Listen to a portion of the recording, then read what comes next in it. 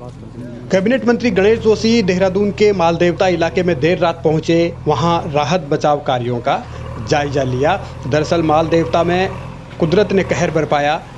बारिश के बाद वहां भारी मलबा लोगों के खेतों में, लोगों के घरों में घुस गया। दिन के वक्त का नज़ारा इस तरीके का था, जगह जगह सिर्फ मलबा, पानी और तबाही ही नज़र आई। मंजर इस तरीके का था कि लोगों के सामने चुनौती यही थी कि वो अब आगे किस तरीके से जीवन बेहतर तरीके से जी पाएंगे। गनीमत ये रही कि किसी की जान नहीं गई, लेकिन ये सरकार धन्य है और धन्य है ये सिस्टम जो एक दूसरे को कोसता रहता है। इसमें कहीं ना कहीं अधिकारी का दायित्व जो है ठेकेदार से मिले हुए हैं। अगर नहीं तो ये स्थिति नहीं आती, अगर हमें डंपिंग जोन कहीं और बना दिया होता और यहाँ से मलबे को शिफ्ट कर दिया होता तो आज ये इतनी बड़ी घटना यहाँ पर नहीं घटती। कैबिनेट मंत्री ये जरूर कह रहे हैं कि ठेकेदार से अधिकारी मिले हुए हैं, लेकिन ये गजब का सिस्टम चल रहा है। अगर आपको पहले से मालूम था तो फिर इतनी लापरवाही होने क्यों दी, और अगर आपको पहले से मालूम नहीं था तो फिर ये सरकार उत्तराखंड में चल कैसे रही है। सवाल लोगों की ज़िंदगी का है, सवाल उत्तराखंड को संवारने का है, उत्तराखंड को संभालने का है। लेकिन प्री मानसून की बारिश में ही इस तरीके का आलम होना और उसके बाद बहानेबाजी करना, एक दूसरे पर आरोप प्रत्यारोप लगाना, ये बतलाता है कि सरकार किस स्तर तक लापरवाही कर रही है। और यहाँ तो विधायक का कुछ अलग ही तर्क है। ये प्रकृति के साथ छेड़छाड़ है।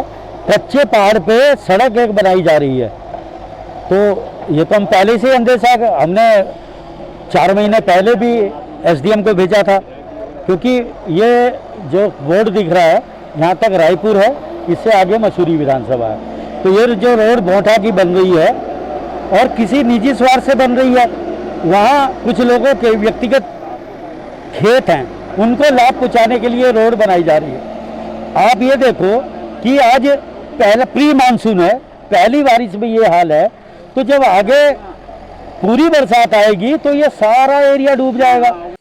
विधायक को पहले से पता था कि ये सड़क मानकों को ताक पर रखकर बनाई जा रही है।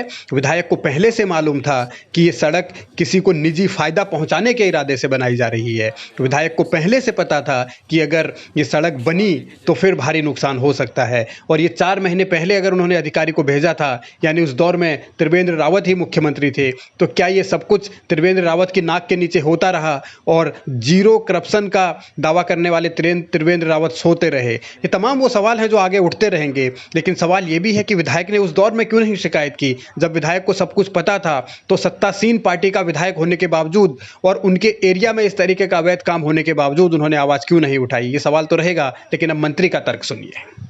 लोगों के खेत हो गए, रास्ता बंद हो गया और मैंने आते ही इसका संज्ञान लिया। मैंने एडीएम से कहा कि जो यहाँ का जेई है, मुझे यहाँ के लोगों ने बताया कि जेई कभी साइड पर नहीं आता है और जिसकी वजह लापरवाही की वजह से ये घटना हुई है। मैंने कहा तुरंत जेई को सस्पेंड किया जाए।